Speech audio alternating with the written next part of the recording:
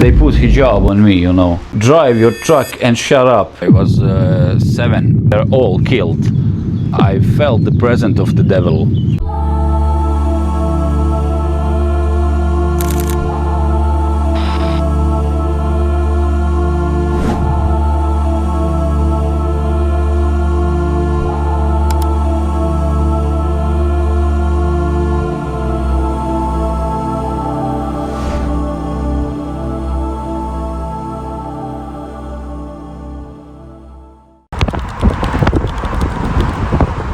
Bosnia. There are places in the world that seem untouched by time. Places where rivers carve their way through mountains older than memory, where stone bridges connect not only two shores, but centuries of history.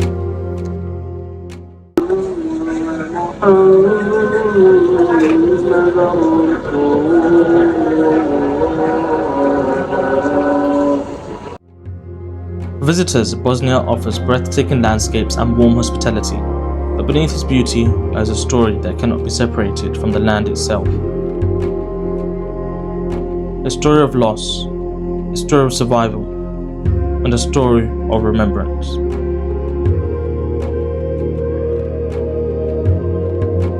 In the 1990s, as Yugoslavia collapsed, Bosnia became the center of one of Europe's darkest chapters since the Second World War. Communities that have lived together for generations were torn apart by war. Cities were besieged. Villages were destroyed. Families disappeared. And in 1995, the town of Srebrenica became the site of a genocide that shocked the world. More than 8,000 Bosniak men and boys were murdered in a matter of days. Amongst those who survived was one young boy. Today, we call him Muhammad.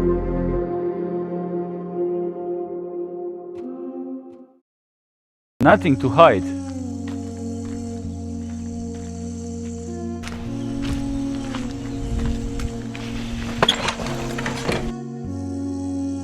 When I was a child. Oh, it's your mom? No, it's my cousin. Oh, your cousin. And this is from war time here. Who is this? Yes.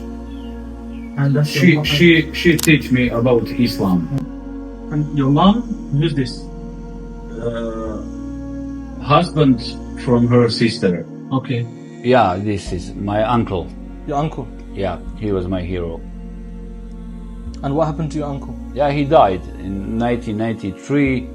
He was killed, you know. He had 2 babies, small babies, and he didn't want to go in the war zone, and I don't know, because of babies, and he's not the guy who can shoot someone. He's not that one, you know. But they forced him to go and to be soldier, and he lost his life in just in 2 days. And this picture? Yeah, Who is this is my father with his cousin. Someone gave me this picture. He had a lot of pictures here, hundreds and hundreds. He had his own cameras, a lot of cameras. He liked to make pictures, and this is the only picture I have from my father, because everything left in the house and we didn't find anything when we were back. So why did you have to leave the house? Yeah, because it was not our territory anymore. Serbs came, soldiers, and Srebrenica is failed. We lost Srebrenica. We couldn't defend Srebrenica. You know. And all that your dad's belongings were left behind, just gone. Yeah, that's strange, you know. Sometimes I'm also making pictures of my experience, life experience, and with different kind of people and places, and put them all here. And I said, yeah, once my father had his own life and his own pictures, and someone, maybe I was thinking maybe someone there who lives there here in the house after just burn them, you know, there in the garden, or put them in the trash. without any feelings, you know. You kill, then you kill the people, and you want to kill their memories, the proofs they were exist once, you know.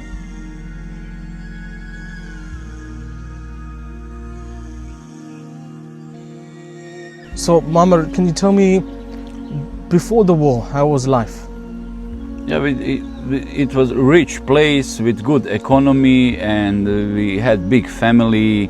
And I remember my birthdays, like whole family was there for my birthday, and we spent holidays together, and always a lot of people in the house, you know, and like happy childhood, you know, and it was, yeah, everything was fine. It was stopped when we were watching the news, and they said that war starts in Croatia. And we were like, oh, but it will not happen here, you know. The elders, they were saying, yeah, it will not happen here, it's not possible. But some people realized that it's going to happen, and they move from here. They had Yugoslavian passports. They were really, you know, good ones, and you could travel anywhere with that passport. So they go abroad, you know. They just move from here, and we stay. And I remember that town getting empty. That was a strange thing for me.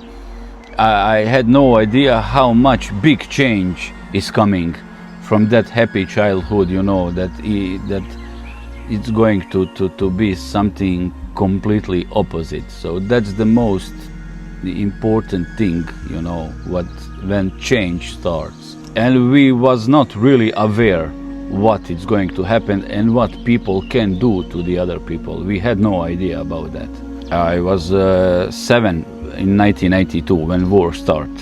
You were 7 years old. Yes. And what are the key things you can remember from the war? Oh, it's a lot of things. Well, you know, I was playing once here in the neighborhood, and there was family. My mother's family from other town, from Bratunac. They were refugees because Serbs took Bratunac, and they were refugees here. And my cousin, he was really nice and young guy, always making jokes, really one of the best from us. And they told him in one moment, you need to go, you know, in the war to be a soldier. And I was playing there. They lived there. I was playing there, and I saw the truck full of the dead bodies, and he was there. You know, I was just playing around, and there were 2 soldiers who were driving trucks, and they knocked on the door of his parents, and they said, here is your dead son, you can take him, you know. And that was the most shocking thing, how it's possible that someone is here and other day it's not here anymore. It's gone forever from this world, you know. Then you're 7 years old, no more happy childhood, no more, you know, happiness. Death is coming, war is there, grenades, bombs are falling. You can see suffering all around. The other shocking things, next to me there is a building, and there were refugees from Visegrad, I think, and there were whole families sitting, having, I don't know, time together in the front of their building, and the grenade fell down, you know, and they're all killed just in one moment, you know. And I saw some parts of their bodies, like fingers or things like that. Even on my fan, it was finger, one of them, and they just gone, they just disappeared in one moment, you know. That was the other thing, you know. And then there's no food, there is no electricity anymore, there is no safety, I don't know, it's not, you don't feel alive. It's a strange feeling, you know. It's like a numbness that you have. Yeah. You have no feeling of anything. Definitely, you know. But I remembered the feeling that I had, after that I realized what that feeling is. In 1995, when before the genocide, we were refugees in UN base, children, women, children, and older people, and things like that. There, I felt present of something, and there is like I felt that you don't have body, you know, you don't have body at all.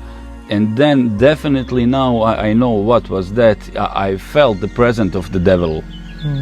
He was there, you know, and then you know the big mess is going to happen. You know, you feel, you can smell the death, you can smell the evil, you can smell and feel something you never had before, never, you know.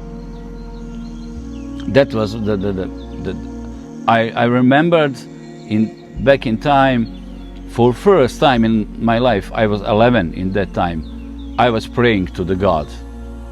There was a lot of people, big mess, you have no idea what's happening, you know, people running away, they have no idea what they're going to happen, and soldiers are there, they are taking people, go with them somewhere, they are not, that people not coming back, you know, it's a crazy thing.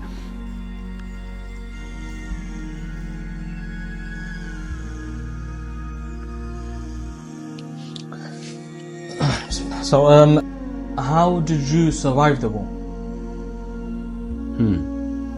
It was not easy, but the right answer, that's the will of the God.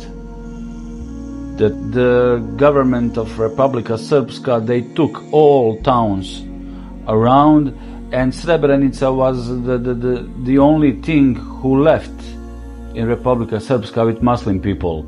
So they wanted to one day to remove us also from here, and we knew it's going to happen, you know, and but we didn't know how it's going to end, and we were waiting for that, and we know what happened. You know, a key moment that you described to me on my last visit when I was speaking to you, and I was quite struck by this, was how your mum actually put a hijab on you. Yeah. So can you describe what actually happened then? Yeah, but then when Serbs army came to the town and the UN didn't protect us, NATO do nothing, you know, to protect us, we knew it's the end. And then we are there in UN base, and we stay there for 3-4 days. 4 days, it was our day to go with the trucks, with the buses. They bring us to Tuzla, to our territory, like. But every day longer you are there, it was harder to get out, because they were shooting children and things like that. So they think it's risky for me to go like, and they put hijab on me, you know, to look like a girl. So we were with the truck, and there was some old wheels, 3 wheels there, and I was there with hijab, so they didn't recognize me. There was one guy 3 years older than me, he was sitting there with his mother, and they took him. When the soldiers stopped us in one place, they took all gold and money from us, and it was that guy and one older guy. They took 2 of them, and they are now in memorial center, both of them, and I survived. Allah was with you at that time. Yeah, definitely. And Allah has continued with you. Yeah. How are you feeling while you're in the truck? Well, you know, that's also a strange experience. They stopped us for few times. They took that 2, the older guy and one boy, and they robbed us, and they stopped us again. You know, they asked for the money. Is there any man inside? And we need to give them all money we have. If they will try to find the money after, and who didn't give the money, they will shoot him. That's what they said. and then we go further, and third time again, and then the truck driver, the Serbian guy, the third time he told them, the Serbian soldiers, you are not going to touch these people anymore. He started to fight with them, These people are poor people. Yeah, they had a lot of struggles. They gave all what they have, all the money, all the gold. You don't have what to do with them, anymore. And they start to fighting, and they told him, hey, man, drive your truck and shut up, This is our job, that's our job. But he was really fighting with them. And they leave us, And fourth time, truck, it's stopping again. Stopping of truck, it's a bad sign, something bad is going to happen. And then the truck driver came with the water, with 2 bottles of water. He said, I just stopped to give you water if you are thirsty. That man, he evil, it's happening, bad things, and you can see one good man who they're not all people the same. You can see one good man who tried to help us, and that was the key moment with traveling from Potočari, from Srebrenica to Tuzla. That guy, who tried to protect us. I love this place.